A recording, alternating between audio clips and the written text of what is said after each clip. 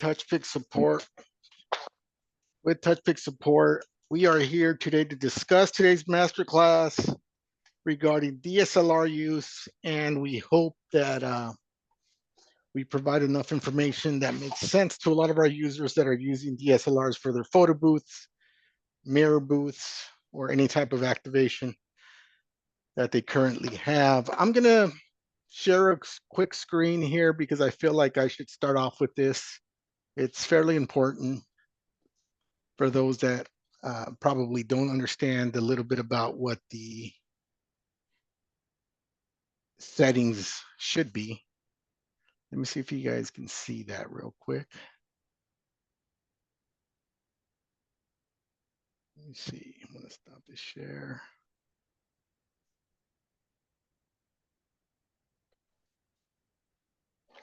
Are you guys able to see any of that? My share screen? It's loading. No. It hasn't shared yet, huh? Okay, give me one sec here. Let me see what's going on.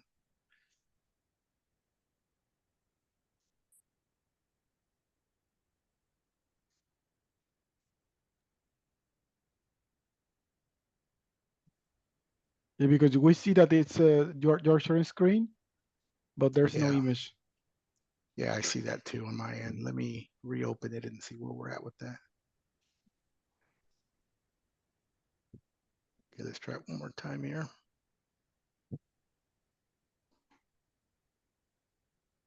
There it is. Yeah, all right. We see it. All right. So first and foremost, I like to share this screen here. You can Google a photography cheat sheet from anywhere, basically.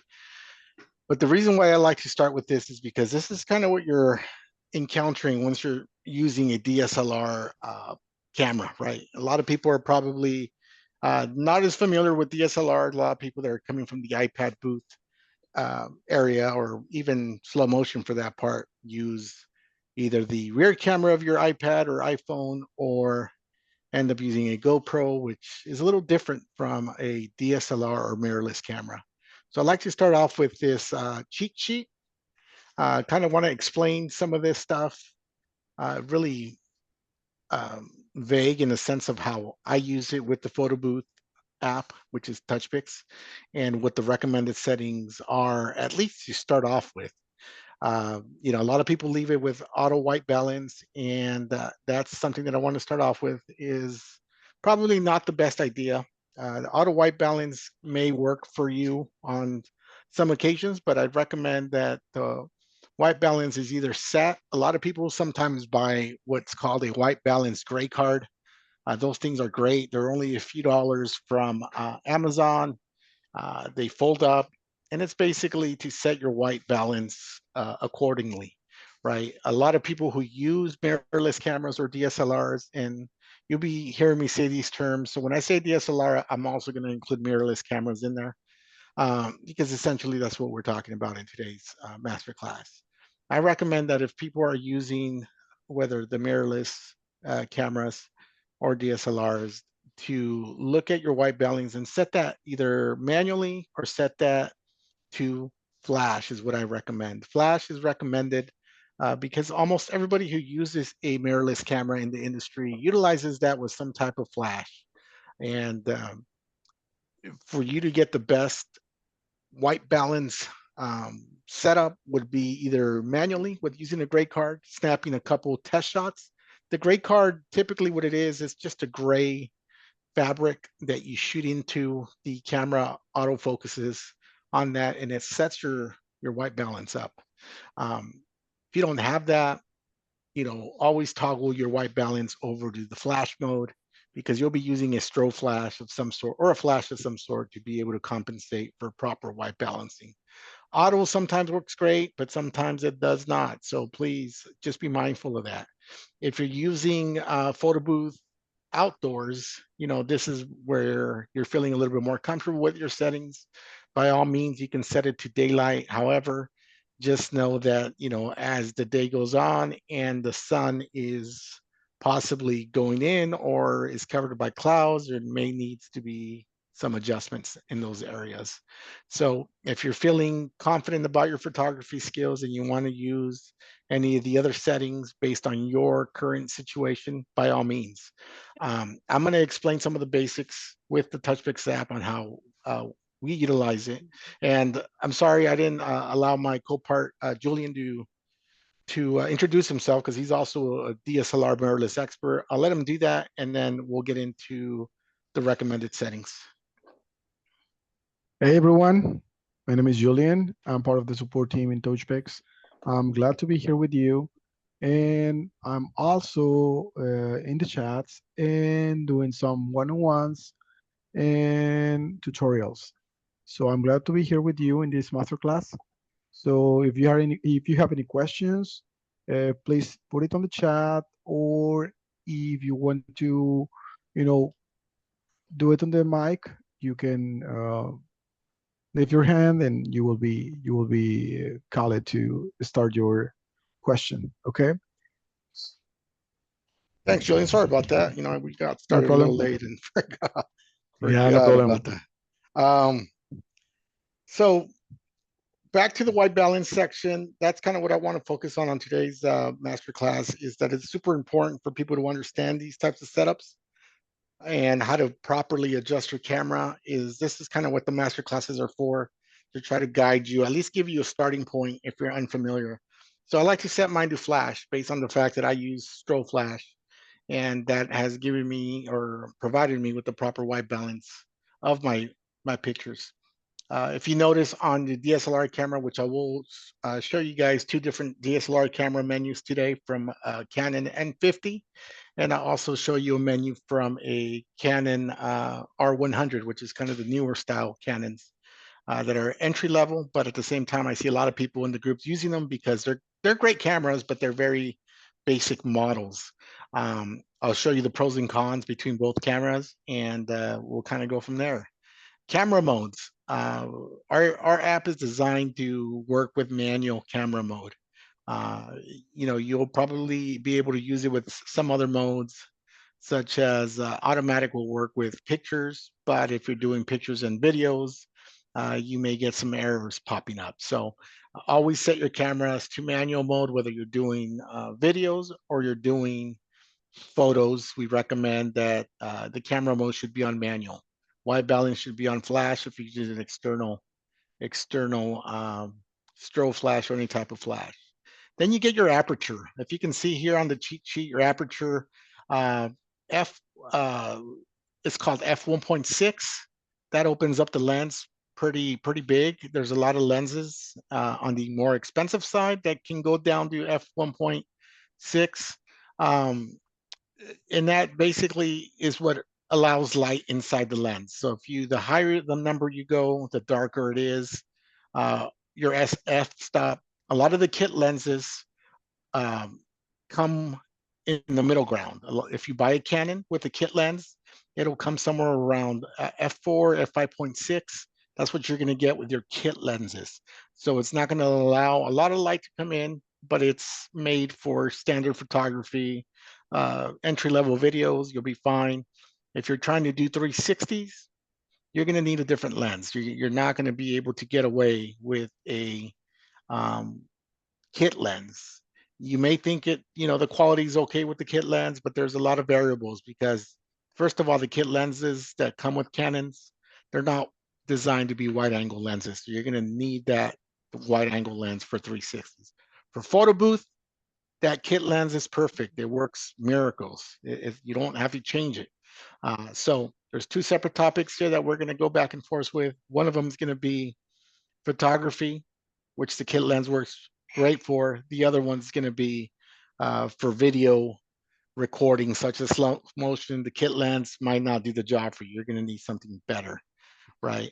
F11, F16, it closes the lens up more, so it doesn't allow light to come in as much. So you'll see a little bit of a darker background, right? So versus the 1.6, 2.8, you can see almost like a blurred type of background, which is great. You get that the bokeh effect, and a lot of people like that for photography.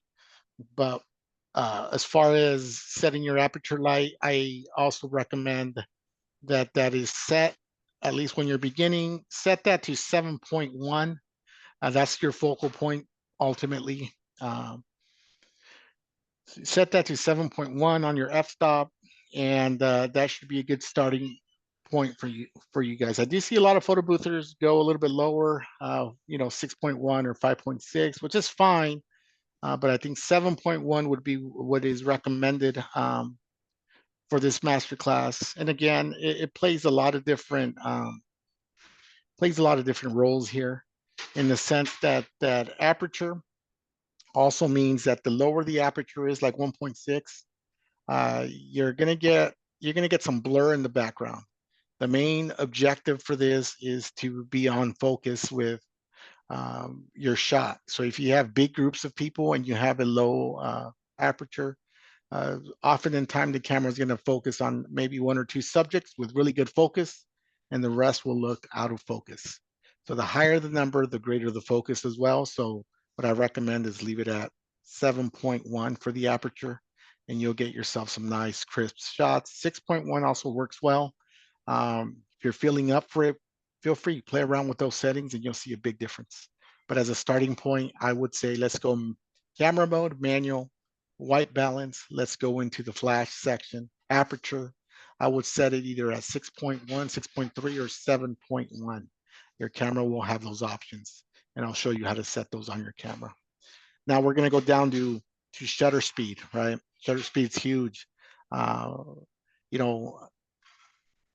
was always taught that if you're doing photography, the higher your ISO is, it compromises the quality of your shots. And I was always taught that if you set your shutter speed super high, above 1600, you're compromising your shots, in the sense of, some people like to provide original photos to the clients as well, not only the template photos.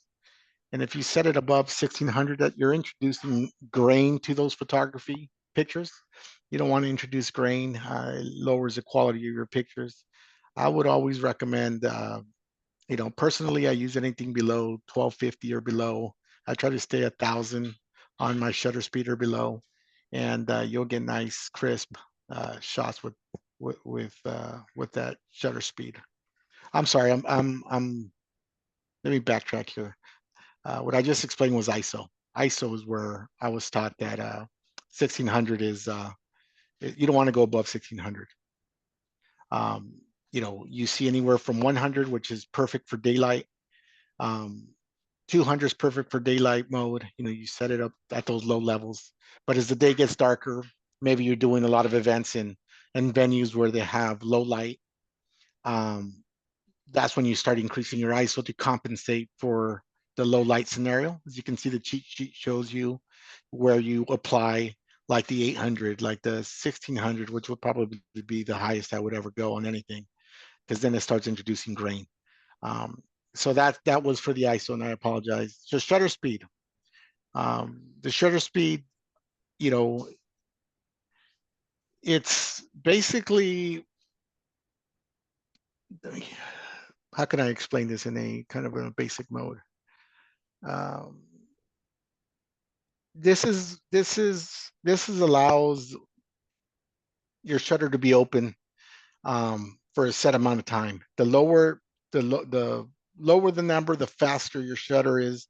The higher the number, the slower your shutter is. Typically for my photo booths, and I don't know what Julian uses, but maybe he can chime in. I like to keep my shots at 1/160, maybe 1/125. It's very rare when I go higher than that, based on the settings that I have to produce crisp shots. The lower the number, you're going to see, you don't want to catch blurriness. So what happens is when the number is super high, if people start moving around, this is when you catch motion blur on your shots, right? Some people set that. Some people set them at, I've seen people set them in certain events in some other groups They go down sometimes over to where it says bulb. If you see bulb, then that's not a good setting, and I see a lot of blurry pictures there for a lot of photo booth users. You got to understand how this works. Like I mentioned, the higher the number, the faster the shot, less likely it'll be blurry. The lower the number, like in the 1, 2, 16s, 15s, 50s, bulb, those introduce a lot of motion blur. So my sweet spot, what I would recommend is start off at maybe 1/160 and make some adjustments to your ISO. If you're in a dark venue, you may want to start with ISO. If your camera allows, some cameras allow like 500, 600 ISOs. If you're a little bit in a dark venue, put your shutter speed at maybe 1/160 and put your aperture at maybe 7.1. That would be a good starting point. If you think that your photos are still coming out super dark, then I'd recommend you adjust some of your flash settings.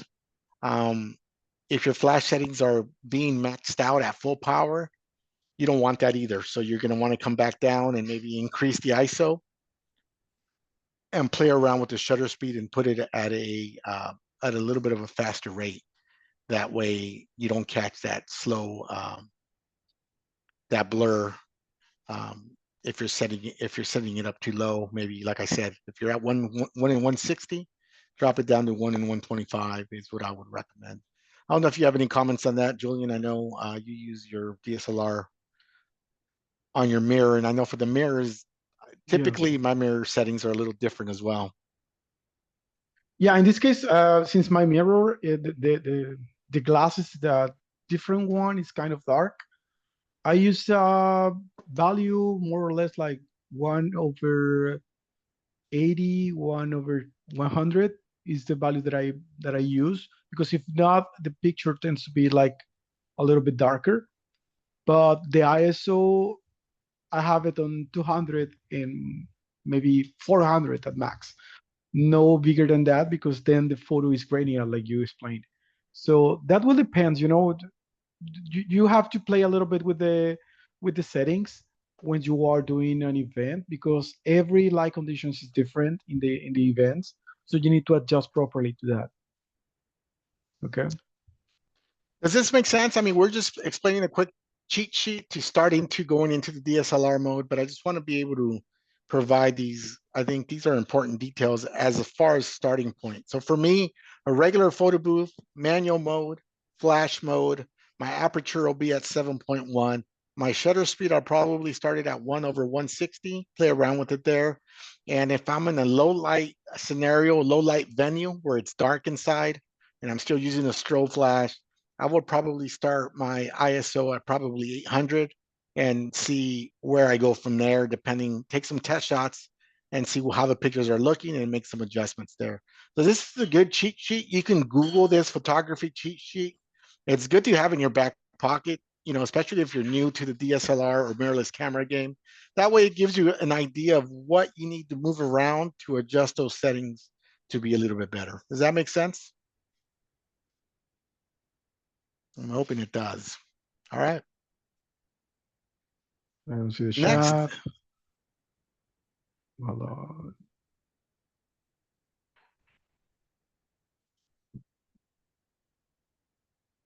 we're going to move into now. We're going to move into the Touchpix app, and then we're going to do an example of some of the DSLR stuff.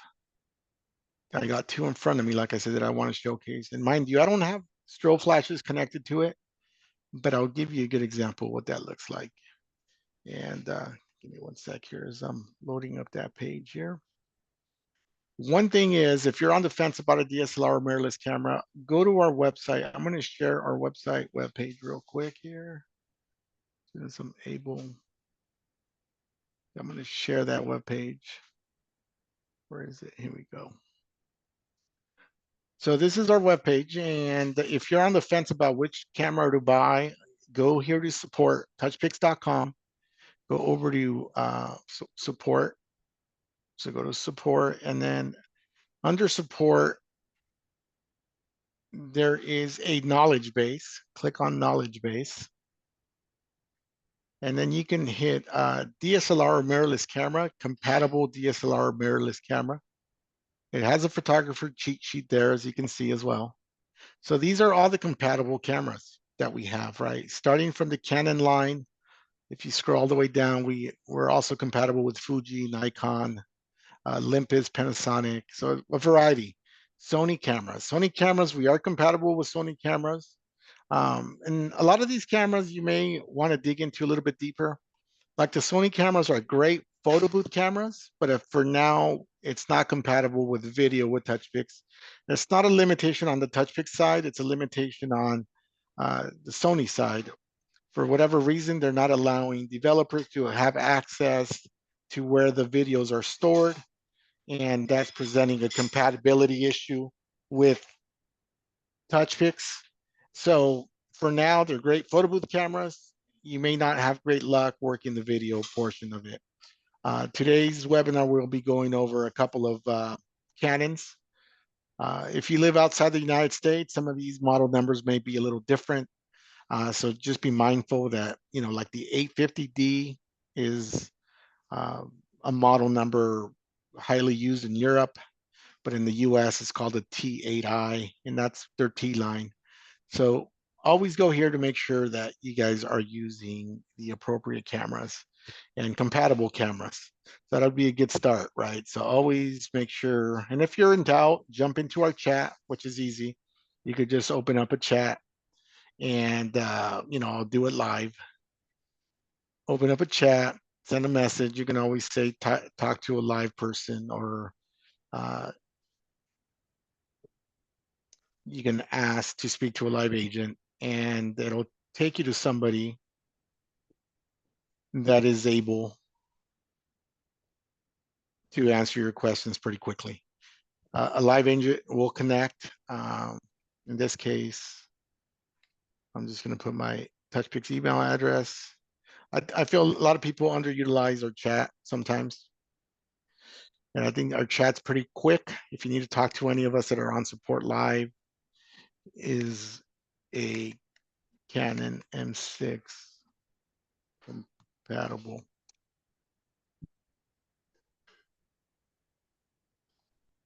with Touchpix? That's what I would ask. Send it off. Somebody will respond. The wait times are not long, depending on when you're entering your chat questions. They're a little longer on the weekends because, as you can imagine, there's a lot of photo booth users out there using our app, and we kind of need to bounce back and forth between chats to make sure that we answer. So I could already see somebody's already helping me, and you know, she'll definitely supply the answer or link me to the link where I can see the compatibility list. And feel free to ask away. A lot of these people are very knowledgeable people. A lot of them are, like you see, she sends me the list, and it's, look at the list, it's compatible. The M6 is a definite candidate for this. And I'm just going to say thanks. But always utilize the chat if you have something that's urgent. Indicate in the chat that you're in need of urgent help, and we try to do our best to prioritize that. So I'm going to switch over now because I do want to show you a couple of options. I'm going to show you two cameras here, and I'm going to go and start with the M50 first. Give me 1 second here while I try to share this screen as well. Oops. Give me 1 second here.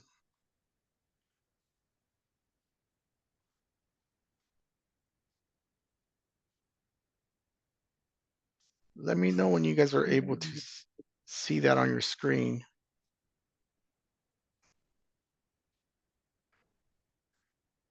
Are you guys able to see anything on the screen?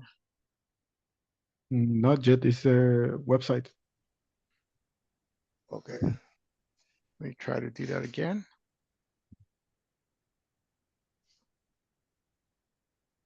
Okay, we see the phone. All right, let's do this.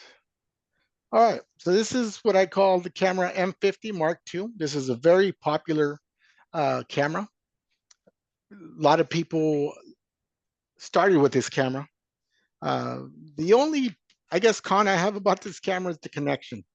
The connection being that this is an older camera, so it utilizes a cable similar, if you guys remember the old Androids, this is the old micro SD, or the micro USB cable, I'm sorry. And this can be a little finicky when it's mounted on the side. It's just based on, it's an older camera. And this is one of the cameras that's highly used. A lot of people, when they call and they want to know a little bit more about the camera, I'll try to explain it as briefly as possible. Always make sure that it's on the M mode. I do have a different lens on this camera. Important things about this camera is that if you ever get your hands on this camera, make sure it's on the manual mode before you connect to it. And then the other portion is I have people go into the menu here, selecting menu. Most important thing about this camera is if you go to menu number 6, once you buy this camera, the exposure simulation is usually enabled. So that throws off what you're seeing in your live view. Live view will look very dark if exposure simulation is on. And in this case, I already have it disabled. All you do is toggle down, hit the middle button, and then hit disable, and that'll fix your live view connection. That's one of the most important things about the Canon M50 when you're using it in photo booth mode. The other important thing with this camera is this is what I call a double threat camera. There's a lot of users on the pro level that continue to use this camera for slow motion video. This is a great camera for slow motion video because it also records at 120 frames per second. So what do you need to do with slow motion video? Slow motion video is that you need to go over to the video section, which is menu number 8 on this camera. And what you're going to need to do into the movie recording quality, you're going to tap into that. Well, let's go back out. It's not on the video mode. It's going to be under, it's actually going to be under video mode. So let's turn the toggle over to video mode like I did so there. It's on video mode now. It's giving me the basic menu. Go back into the menu. Now, if I go into the video mode here, while it's on video mode, you can see that it's on 119.9. That's where you want your settings to be. You want to enable high frame rate. So these are important settings if you're going to use it for slow motion. We're not talking much about slow motion in this masterclass, but what I do want to share is that if you are investing in a camera, the Canon M50 is a great camera to invest in based on the fact that it can do great quality photos. And if you need it, it can also record great quality slow motion video. That's what I wanted to comment on this camera. So other than that, let's go back into the manual mode. Manual mode will take me back to my main menu. Yeah, something that I would like to add to this camera is because something that I discovered, that is when you see this camera for slow-mo, the autofocus will be disabled. This is something related to the camera, not to Touchpix. It's something in the firmware of the camera, okay? So if you're using that camera for slow motion, you have to use manual focus, because if not, the camera will not be focusing correctly. Okay. Yeah, so what he means about that is it's very easy to do. So the autofocus is disabled. That doesn't take anything away from the quality of the camera. What he means is typically when you're going to record, I'm going to go ahead and hit the shutter real quick. You see, I may not be in focus now. Let's see. The way to autofocus is before you start your 360 spin, have the people get up on the platform. What you're going to want to first do is you're going to press the shutter halfway down. That does the autofocus, and it's going to stay at that autofocus. As soon as you let it go, everybody should be in focus, and you're good to go. As long as you're okay doing that, you know, every few sessions, I think you'll be fine. Unless you're having like big groups, and then you're going from big groups to small groups, you might want to do that more frequently. but generally it does a good job just by pressing down the shutter once, half a click. You'll see the people, you'll see the camera focus itself. Once everybody's on focus, you just go back and hit start from your Touchpix app and you're good to go. That's the workaround, because Julian is right. The autofocus for video doesn't lock in and track while it's recording. It does it pre hitting record. So just be mindful of that. But this is still a great option. I prefer using this camera for slow motion over a lot of different devices. And you know, this is one of my backup cameras, but I definitely really love the quality of this camera. And depending on what lens you couple it with, I recommend buying the Canon 11 by 22 millimeter lens that's native to this camera, and that gives you enough wide angle to be able to do successful slow motion videos. For pictures, I stick with the stock kit lens, and you're ready to go. So, as an example, what I want to do too is people sometimes ask, well, how do you connect to the camera? Well, connection is fairly easy. But I will say this, the connection becomes easier if you're using newer devices. I have an iPhone that I'm about to connect, and this iPhone that I connect is Lightning port. It's one of the older ones. And the only reason I'm showing this is because I know a lot of our users sometimes do not have the latest gear with a USB-C, and I want to make sure that you guys are out there getting what is recommended, you know, by the people who are actually using this pretty regularly. If you can get a hold of an original adapter like this from Apple, Lightning to USB-A with a charging pass-through, by all means, grab one.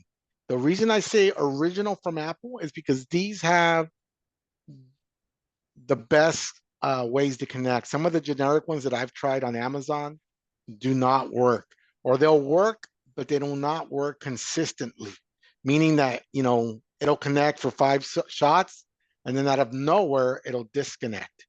And the reason why I say get one with a pass-through is because you want to power your iPad or your iPhone to also be charging at the same time. So it's important to know that people who use a pass-through sometimes try to charge their iPad with a cell phone charger, which is very low wattage. Try to get yourself a charger that produces at least, I want to say, 20 watts or above. That's what I want to say. I use some chargers that are 40 watts and above, and they do a great job. But do not try to connect this to your iPad and expect a small phone charger to also charge your iPad. It's just not going to work. You need something that's a little bit more robust in wattage and be able to charge it that way. So I'm gonna, let me see what I can do here. Okay, so this is the M50. I'm gonna show how to connect the M50. I think I have a test mode here, and let's try that for now. I don't have an event loaded on the iPhone, but I do have an event loaded on the iPad, but I will be showing the USB connection on that one. So here I have a Touchpix app. Go ahead and open it, even though I'm gonna open it on test mode. I just installed it as well too. See how this is going to work. This is the USB to Lightning that's going to plug in.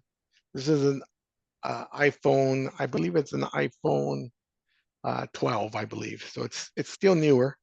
And give me 1 second here because I have one hand and I got to plug it in without the charger for now. But as you can see, it's going to go from Lightning to my hub to the camera. So I'm going to do a test mode here. I'm going to go photo booth. Right, it's going to do a quick test mode. Hopefully everything works out. It says it's downloading some settings, so I'm going to turn off my camera. It's on demo mode, and always give it full permissions to avoid any issues, right? So what I'm going to do, these are the exact same steps that I do from an iPad. And I just want to make sure I explain why I do it this way. Although my stuff is connected already, my camera is always off. I always start with the camera off, and that's my personal preference. Uh, People may start with it on. I feel like there's more problems that way when you're trying to troubleshoot if it's not working. So I always start with it off. Then I come into the Touchpix app. I'll go ahead and tap the settings icon. I'll go down to camera, right? And when I go down to camera, I'm gonna go to DSLR, right? For DSLR, I want to make sure I have a couple of things on. Live view is on and autofocus is on.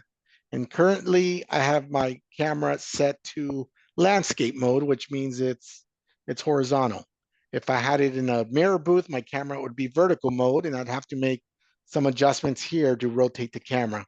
And you can do this from the app here, and it's done very easy. So once my camera's connected, autofocus is on, live view is on. I'm going to go ahead and go over to the top here and hit connect to the camera, connect via USB. It's gonna spin for a bit, which is great. As soon as I turn on this camera, you should see a USB symbol. You see that USB symbol?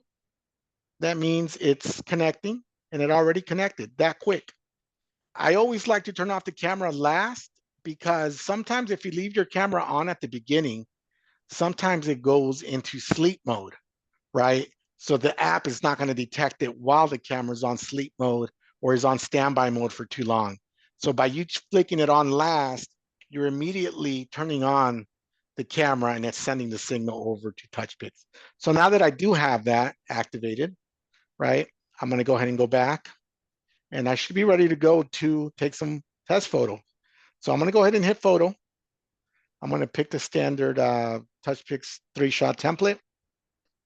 So it's actually seeing what my camera sees. You'll hear it. If you heard the little shutter, it's perfect. You see how dark that is there? So I'm going to go ahead and stop it, because I did see it was a little dark and my flash is not on. So just to show you guys some of the settings that I would do at an event, this camera is fortunate enough to have a touch screen, right? So you can definitely go into your touch screen or disconnect your camera, or you can do everything from the app actually. So let's go within the app here. I'm gonna cancel this session. And then what I'm gonna do is go within the app. This is the beauty with Touchpix, that it allows you to change your camera settings from within the app. So you don't have to really mess with the camera settings on the actual camera. So I'm gonna go ahead and go into camera. And down here at the bottom, you'll see the most important, some of the most important features here. Sorry if the light is a little, you see ISO, my ISO set at 640, because I know it's dark in here.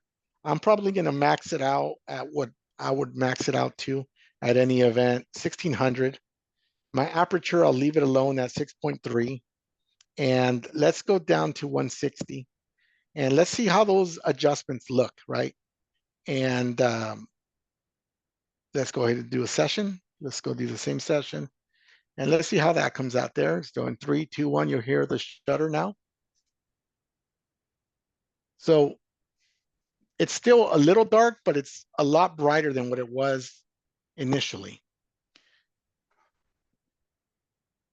So now I'm going to go ahead and I just lifted that flash. So now it's a lot brighter than what it was before. So you see it, the biggest difference here is that you can make the adjustments on the camera. You can make adjustments with your ISO, make adjustments with the aperture and shutter speed, and it'll be a lot brighter. This is the onboard flash. I don't recommend that for photo booths unless you're using a roamer, but it'll give you a perspective on what the adjustments need to be, right? And this is a template here, and you're good to go. Anybody have a question with this M50 before I move on to the R100? Does a connection make sense to you? Does it seem easy enough to connect to? Feel free if you are able. All right. I don't see any questions on chat, so you can Okay, continue, I guess. so let's, before I move on to that, what I want to do is do a slow motion session, right? Let's do a slow motion session. I'm just gonna pick regular. This is slow motion, and I'm gonna go ahead and wave my hand around it. Apologize, there's a train passing by right now too. So as you can see, I'm moving my hand fairly rapid. It's processing the video. It's adjusting the speed. Sorry about the glare.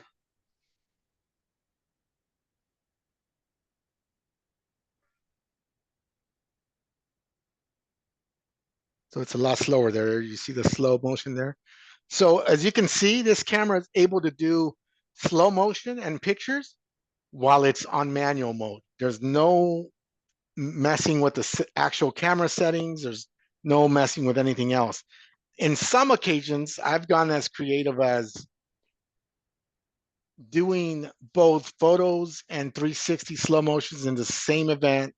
I always start with a photo. I'll have people stand up on the platform. I usually have a wireless trigger with a flash somewhere, so the pictures will come on nice and crisp. I'll do a photo session first. They take their picture. Then I run a slow motion session, and it gives them a double value type of experience where now they're able to get a photo, and now they're able to get a photo printed and a video as well. And this works miracles if you're going to be using background removal. You're able to get creative in that way as well. Again, that kind of stuff we'll cover a little bit later in a different masterclass with background removals. But I'm giving you ideas on how creative you can be running a photo booth or 360 with a DSLR mirrorless camera. Okay. Any questions with that? Perfect. So I'm going to disconnect this camera, and I'm going to show you one of the highlights before I leave this camera alone. Of why I love this camera is because it's touchscreen. Sometimes with the touchscreen feature, you're able to make some of the settings on the fly. Like if I hit the aperture buttons, it usually is more responsive, but the screen pops out as well. It may have reset it to its default settings, which I think it did. I like the fact that it's touchscreen and it's on default menu right now, so I'd have to go back in there and readjust that. That way it's more responsive. But you're able to hit the menu, make your adjustments as needed. And this is one of the biggest reasons I like this camera. If people must know what I primarily use, because this is a backup camera that I have for slow motion, I use the Canon M6. The Canon M6, the only drawback with the Canon M6 is that it doesn't have a hot shoe, but it records slow motion also at 120 frames per second, but it records it at a 1080p, which is same as a GoPro. This one here records it at 720p. It's still high definition, but 1080p is a lot better. That's why I use a Canon M6 for slow motion. This happens to be my backup camera for slow motion, but I use these on a lot of photo booths that I still have. So I probably have the Canon M50s in about 4 of my photo booths. And then I have probably about another 3 or 4 booths that use the R100. So we're going to move over to the R100 now. The M50, I didn't mention, there's a dummy battery that goes under here. I don't have it on here on the M50, but I do have the dummy battery on the R100. It's similar. It's a similar battery. It's just a different model, so you got to buy a different size. So this is the Canon R100. This is considered a entry level camera. So you can get it during Black Friday. I think you can get it as cheap as $229, I think is what I paid for some of them. Now they're probably about $329 or something like that, or maybe $399. This is a great camera, but this is strictly what I would consider a photo boothing camera. The only thing that I dislike about this camera is that it does not have a touchscreen. So all the settings, you'll have to fine tune it with movement of your dials and this dial here and the menu button here. So I just plugged it into a battery, right? USB-C into the dummy battery, and I'm gonna go ahead and turn it on. And I gotta unlock the lens. Give me 1 second here. Okay, I unlocked the lens now, right? So this is not touchscreen. As you can see, it gives you similar settings. Most of the cameras have similar settings. This one doesn't have the exposure simulation that you'd have to adjust. It's just a more friendlier, usable, smaller, compact camera. And what I love about this one is that it's a USB-C connection, so it's a much faster connection. But the menus are somewhat similar. It's a little more basic on the menu side. Everything that applies to the other menus, I feel like you can definitely navigate through these. The important part is, have both of these cameras required a SD memory card.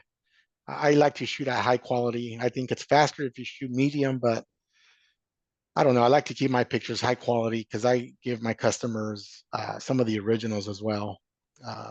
If you feel like you're up for adjusting exposure compensation, you can. A lot of people use it regularly. I do have some settings that I use to add a little bit more contrast on some of my booths, but that's all. I'd rather have you guys start off with um, a mode that works all around versus moving some of these settings, you guys trying them out and not working for you. And then you'll blame me for some of your shots not coming out correctly. So let's go with what works. And then later, maybe we can do like a higher masterclass where we can share some of our profiles that we use that add a little bit more contrast, a little bit more saturation, gives the photos more of an extra pop. But we can get there, slowly. Flash control, auto white balance, like I said, I would move this over to flash. It has all of these settings that the M50 has. The only bad thing is that you have to navigate through these via buttons versus a touchscreen, which sometimes in my events, if I got to go into my camera, it does have exposure simulation, so leave it disabled. It's actually in the same number as the Canon M50. So, the other important thing too that I wanted to share with this camera is this one doesn't record at a high frame rate. So, it's good for regular videos, but not slow motion. So the other important thing that all cameras have that I do want to cover is there is a section here for Somebody was asking for a auto sleep, when they came out of the power saving. Yeah, so this is where there. it's here. So this is where I was looking for. The important part, both cameras have it, is that you want to look for eco mode.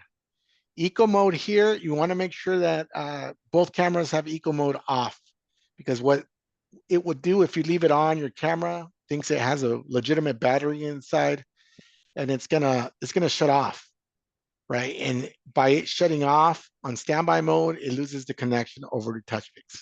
So I definitely recommend you guys stick with eco mode off and make your adjustments here in camera mode. And for the most part, let's see, I'm shooting in, you can shoot this way as well.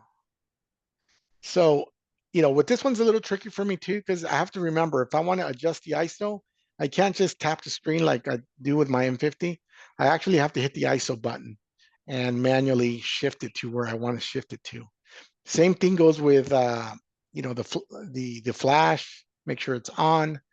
If I go over to, trying to see where the aperture is. Okay, so for the aperture, it toggles between shutter and aperture. If you see it, I'm just pressing up.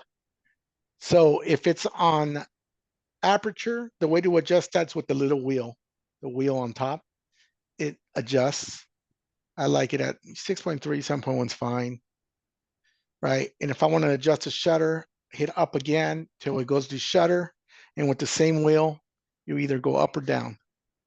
So those are my only like pet peeves with this camera, but it's a great camera, especially if you can buy it around Black Friday, where they have tons of sales on this camera. This is a solid photo booth camera.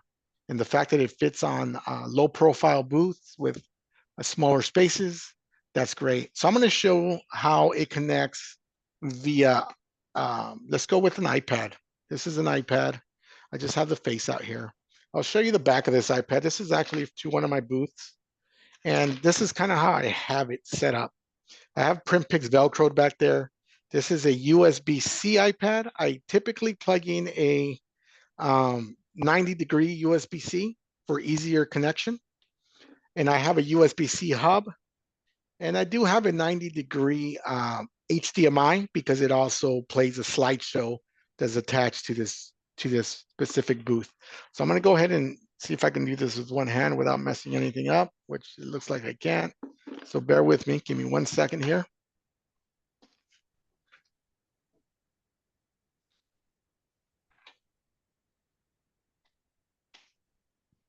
Just want to show you what I did. I just plugged it in. I plugged in this hub to the 90-degree. And all I'll need to do now is plug in the USB for the camera in one of these USB ports. I like this hub because it has HDMI for a slideshow that I can use. Also, it has what's called a power direct port, a PD port. I'm not sure you can see it there. That PD port, I use a USB-C. It's more of like a laptop charger to keep my iPad 12.9 charged. And I use that because it's high wattage. Like I mentioned, I can't keep this big iPad charged with a small power brick from Apple. I would need something 45 watts or above because this is a big iPad for it to be on most of the night with full screen brightness, powering your hub and powering the camera. That could be a big issue. So that is the back of it. What I'm going to do here real quick is before I turn it around and go into camera mode is I'm going to plug in the USB-C.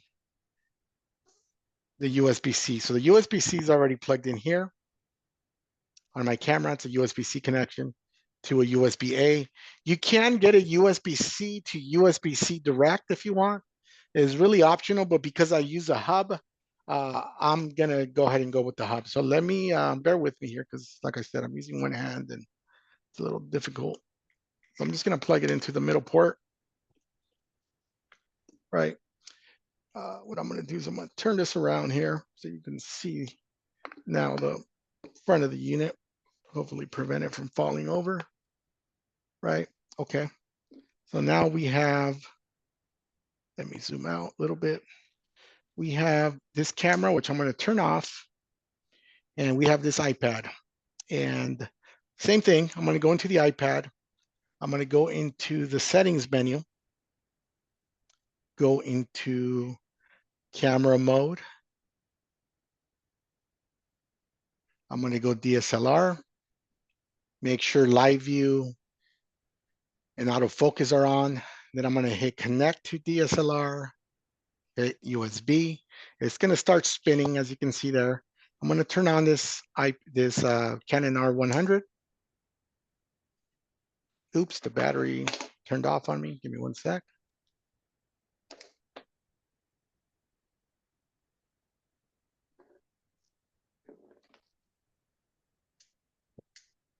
I think the battery died. There we go. You see the USB signal. This already popped off because it detected it right away. So I'm going to go ahead and go back. And, the good thing is that you don't have to have a track screen like this. You can actually also do your live view screen like you would normally do for your sessions. So let's go into sessions, live view background.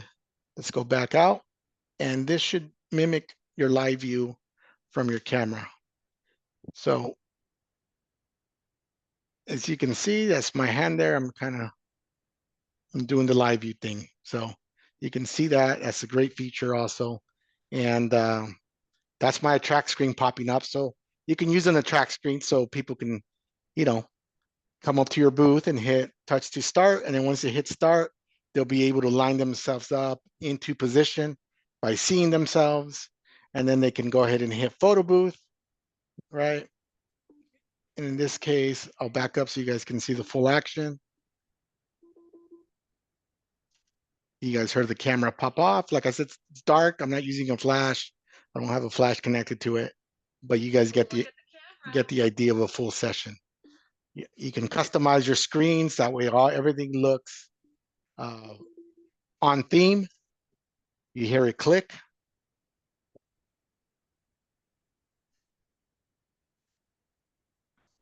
Look at the camera. Gives you a different prompt here.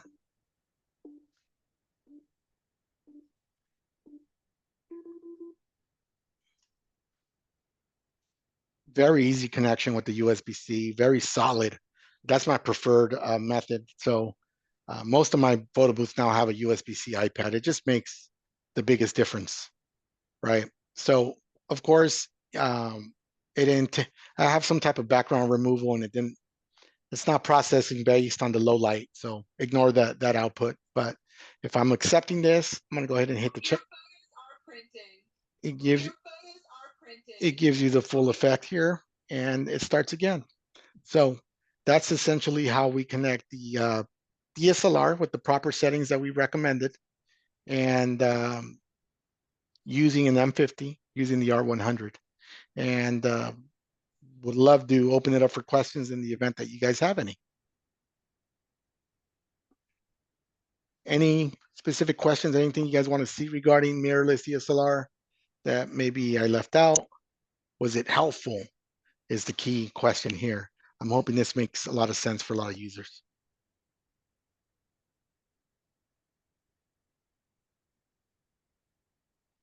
Speak now. Don't be afraid. Yeah, it was a good Yeah. tutorial, a good review there. It's always good to see how somebody else tunes their booth settings. Thank you. Oh, thank you, Ricky. Yeah, I know a lot of people probably do it somewhat different. I'm just explaining, even when we're at the photo booth expos, this is typically my go-to scenario on how to fine tune those booths. You know, I always now turn on my camera last. There's really no reason why you should turn it on first, right? It's a little different with the mirrors. I'll explain that. Based on the mirrors, you do also want to turn it on last, but the mirrors, I feel you need to run a few test shots before you step away from it, Yeah. right? You always want to run a few test shots. So with mirrors, it's the same process with the mirrors. You just have to be mindful that with a mirror, it's a gigantic photo booth, and the camera's located in a darker location. So some of the Yeah. autofocus, if you don't have enough lighting and people have their cameras on autofocus, you will run into some issues. It's almost like the camera will not work properly because it doesn't have to do with the app. It has to do with the lighting scenario, right? And you have to make some adjustments. So when you run into those scenarios, I would always recommend, especially with this only applies to the mirror scenario. I would recommend, if you're having issues with it not taking the shots because the camera is having a hard time autofocusing, I would start from the beginning. I would do 2 or 3 shots with autofocus, right? That ensures that the lens stays in focus. After you do those 2 or 3 shots, go over to your camera, which I will show here, right? And your cameras, well, this one doesn't have it. Some cameras have an autofocus switch, right? Or you can set your lens to autofocus if it has it, like the one Julian is showing in his. You want to turn that over to manual focus. And what Yeah, that it's on the does, lens. yeah, it's on the lens. What that does is leaves it in focus after taking 2 or 3 shots. And now it doesn't matter how dark it is, the camera will continue taking those shots accordingly within focus. It's important that you don't move the camera once you hit the switch, though, because if you move the camera, you're gonna have to do it again, right? So that's Yeah. the important part. And that will prevent that the camera or the app is not shooting and the app gets frozen. Okay, so try always to work with manual focus instead of autofocus. unless that you have, do your lens with that very good lighting conditions that the camera can focus every single shot. But that is, hard to get when you are in a venue or in a wedding or a party. More of the time that you are in lighting conditions that are not the best for autofocus. Yeah, that's exactly right. And the other time I struggle with that is usually when I have an all white background. An all white background, the camera struggles to do like autofocus test shots. You have to Yep. introduce something into the frame for it to do a autofocus test shot, right? So feel free to always use manual focus. I know it's a little tedious in those situations, but if you're running into an issue where you're in a dark venue and you're noticing that the app maybe takes one picture and then there's lag time or it freezes, I want to say 9 out of 10 times it's based on the poor lighting that's in that venue, and your camera is on autofocus and it cannot focus on the subjects. Yep. Yeah, that's correct. Somebody, Loretta is asking DJ what type of dongle do you have on that booth. What I type of don't what? know, dongle. I don't know if she's referring to the one that is in the angle position or Yeah, the so you have. I have multiple ones that I've bought off Amazon. You so my experience with the USB C dongles, because I use PrintPix wired. This is my personal experience. You don't have to follow this, but if you want to, by all means. I've had good luck on USB dongles that have, this is like you said, a USB-C. It has HDMI. It has some USB-Cs. It has a power in, but the most important thing that I looked for my booths, because I love PrintPix wired, is an Ethernet port also built in. So it's like an all-in-one dongle that you can buy with USBs, USB-C, power in, HDMI, and Ethernet, because I love working with PrintPix that's wired, especially the new version of PrintPix. If you guys don't have that new version of PrintPix, which is 2.12, I believe, make sure you guys set an appointment for somebody to reprogram your box, because it's makes a big difference. Stability is where it's at with that box. So just sharing that. If you have an older one, you may want to just make an appointment with chat support, non-weekend, because weekends are a little tough for that. If you guys can wait Monday through Thursday, somebody will take care of you guys and reprogram those for you. And moving on with those, if you guys get the latest version, it's a little bit off topic, but if you guys get the latest version, all of the updates are going to be done via Wi-Fi now over the air. So there's no need to reprogram them, or now it has a self-reprogramming mode. So it's a great update on that PrintPix box. Also take in mind that when you were doing reprogramming, it will take about an hour to go. So this is something that we cannot do. We cannot do on the weekends, or if you are on an event, it's kind of complicated because it takes time. Okay, so try always to consider the reprogramming during the weekdays, not on the weekends. Okay. Yeah, it just takes a little bit of while, and also by you reaching out, we'll reach out via support and say, hey, when we have a scheduled meeting, you'll need X, Y, and Z. Like you'll need a micro SD card reader. You're probably going to need some tweezers, because some boxes you got to pull out the card and it's a little hard. And make sure you have a laptop, and we'll let you know what you guys need. Yep. There's another question I see that popped up. Yeah, we have one people that was asking any camera settings we can tweak to reduce halo effect in the outputs for a magic mirror where we get a reflection in the lens. So the halo effect, that really is not really a camera setting. It's more of the mirrors introducing either a flash bounce back. Sometimes it's caused by lighting in the room. Sometimes it's caused by sequin backdrops, or sometimes it's caused by your lens not being as close to the mirror as it should. One of the things that I would want to recommend if you're using a mirror booth to try first, which is the easiest method, they're on Amazon, they're called rubber camera hoods, right?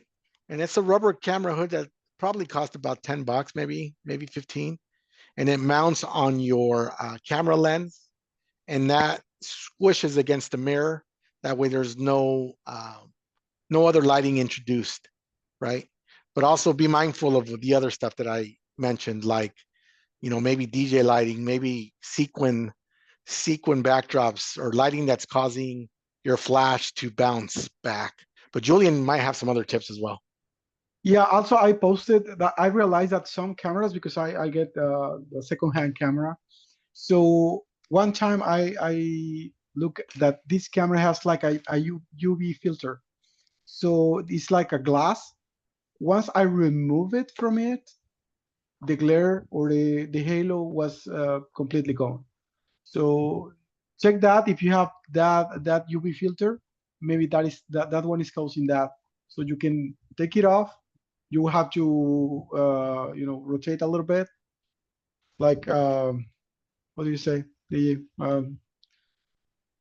yeah, you have to twist it a little bit, and it will come out. So you need to do that. In the case that you have it, okay, you will see like an extra glass in the lens. So check that also. Okay, let me see if I can link some stuff here. And then if you want to take a couple more questions, if not, we can wrap it up. I'll link the hub that I use, and I'll link Rubber Hood in the event that you guys want to use that. Okay, DJ, we have another question. Does the latest PrintPix update provide data on the number of prints left for a DMP printer like WCM does? The answer is no, because at the moment we are not able to get that info from the DMP printers. Okay, WCM, it has access to that because WCM is from DMP, so they have the way to get that info. It's the same company, but we, as an external company for a printer, we don't have access to that. Okay, so in this case, the answer is not. Yeah, we've been asking for that for quite some time, and I know how important that is. So it's just, unfortunately, it's hard to get somebody else's technology. I mean, WCM makes a DMP printer, so it's easier for them to include that, But I have a WCM, but I could tell you 100% PrintPix works a lot Faster. better than WCM. Yeah, so Yeah. it's always good to compare at least. So how old is the firmware, the latest firmware for the PrintPix box? How late is it? The last one, Yes, he DJ referenced a version yeah, 12. the latest one is a 2.12, and it has about 3 weeks, Okay, so and 2 or 3 weeks that we launched it. And before that, we have the 2.11 that has a little bit more time. so But I have like as DJ mentioned, once we reprogram it to that one, to the 2.11 or 2.12, you will be able to update directly when you are connected to internet. So that's yeah, great, because you will see once you are connected to the back end, you will see that you have an update. You can tap on update, the info yeah, will that's be awesome. downloaded, and that's it. You are ready to So go. I have 4 PrintPix boxes, and I haven't seen. I mean, they're magic as far as I'm concerned, but so I know it's been. I mean, two or three of them are relatively new, 3 months maybe, and one of them's older. I did update the older one.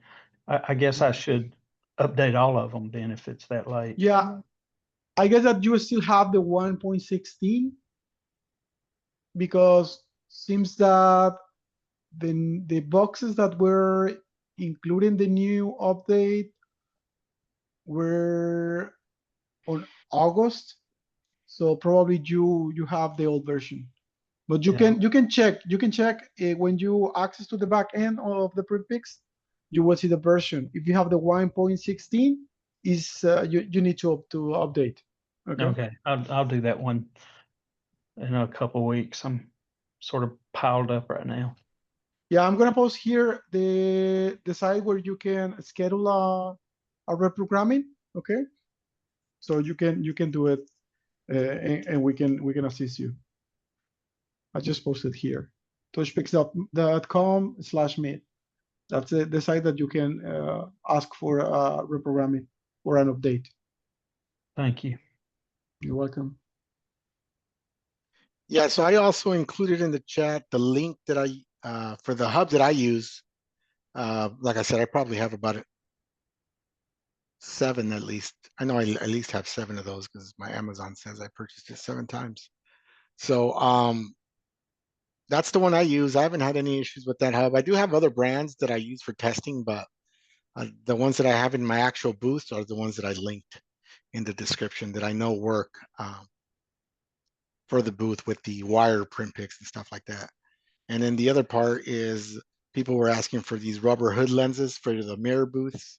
I don't have this exact one. I just looked because the one that I bought, it says it's not available. So that means the seller probably doesn't sell it anymore. But that link is for something similar where these are rubber hoods that you put at your you put on your lens and they extend out to where the hood touches your mirror, making sure that there's no gaps from your lens to your mirror, which sometimes cause that ring flare is what I call it. Because I've experienced that in the past with, it's been a while since that, but this remedied that issue for me. So you guys want to give that a shot, it's $8.99. It's not too expensive, but it's worth a shot if you're constantly having these ring halos popping up on your mirrors. And it is caused by lighting, external lighting coming in. Yep. Cool. Any other questions regarding mirrorless or DSLR? All right. Well, we hope that this masterclass was helpful.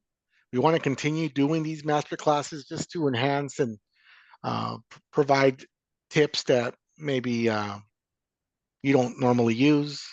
I think we all learn from one another. Everybody does things a little differently, but I've learned a lot from Julian as well. And we both have separate photo booth businesses in our respective areas, but I think these types of groups is what complements and expands the user base into delivering a higher quality product. And I think at the end with Touchpix, that's what we want to deliver, a higher quality product. And we have a lot coming, a lot that we can't disclose at this time. We'll be releasing some stuff at PBX. So I'm pretty excited about some of the stuff that we're going to be unveiling at PBX. It's only going to make Touchpix stronger. It's only going to make, if people have been on the fence of Touchpix at some point, the fact that we're releasing so much on so many different ways of making money, it makes it easier. I think people are going to be very happy with this release that we're working on. We're going to be showcasing it in Amsterdam.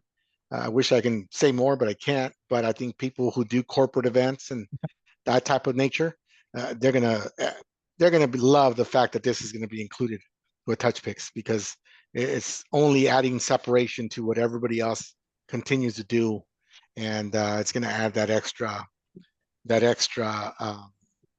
higher level of service. But it must be good. Julian lit up. Yeah, it is. It is. It's pretty good. It's pretty good. It's pretty good and amazing. Amsterdam's next week, isn't it? Sorry? Amsterdam's next week or so? No, it's on the 3 weeks. Oh, I think yeah, it's on the 28th or 29th, 28th and 29th.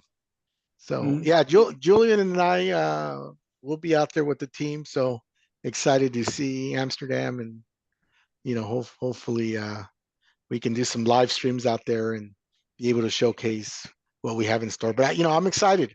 and it doesn't, it really takes something big that I think causes that excitement. Some of these updates, I'm okay with. I get excited, but not as excited. But this new update is going to be really good. I think it's going to bring in a new type of user as well. And not only that, I think some of these, like you guys, some of the more well-versed users, I think you guys will get creative enough where you guys will be like, oh man, this is pretty cool to be offering. Stop it, So, DJ. Stop it. but Stop that's it. all I'll say. That's all I'll say. That's all Stop I'll it. say. That's all I'll say. But keep an eye on. Remember It's the gonna be NDA. be Remember cool. the NDA. Yeah, yeah. I get hit with those too. No, no, but you guys will be excited. I'm excited for you guys. Yeah, it's good. It's really good. So we have a question saying, how do you do touch to start? So this trick, I got it from Julian, and I'll share it because I feel like, before I used to try to master Adobe After Effects, which I know how to use, but if you don't use it for a while, it's one of those perishable skills that you start forgetting how to do certain effects. And yeah, Adobe After Effects is just, if you're into graphic designs, that's great. That'd be the go-to. But for my photo booth company, that Julian taught me a trick, and honestly, the trick is not really that much of a secret. It's CapCut. If you know how to use CapCut, CapCut comes with all these animations and text that you can add. So I fully designed this on CapCut, basically. I got some elements from my template design, and everything else is CapCut does a job for this kind of stuff. Just make sure when you do a custom canvas on CapCut, you're using the proper dimensions. And the easiest way to give you the proper dimensions is to do a screenshot of your device that you're using, because there's so many different iPads or iPhones with different screen size that provides a different resolution. So CapCut, man, I knock these out now like in 30 seconds. So Yeah. I do the touch to start. I do the printer animation. Is so easy to use, and you can just add audio and extract it from other places and add it. So it actually makes it fun for me again. So yeah, use CapCut. I know it's a small fee if you're using the pro model, but I think it's worth it. It's making my themes now look very masterclass on CapCut. Yeah, maybe masterclass on CapCut for Touchpix. I think we can, if we could include the Touchpix sign on there, I think we can do a lot of things. But yeah, I think it's no secret. CapCut's fairly easy. Julian, I think, uses it on his computer. I Yeah. I strictly design all of these on my cell phone. So I don't think I've used CapCut on the computer once. But Yeah, and also the one in the mobile or the iPad, it's faster because you can have it in your phone, and you can, if you made a mistake or a typo, you can easily change it and re-export it and get the new video and load it. That's it. So it's very powerful. You have some animations, text animations, and it's quite easy for me to use it because everything is graphic. So it's good. It's good. I really yeah, like it. yeah, yeah, that may happen. We have to incorporate the word Touchpix into that class, but it can possibly happen for sure.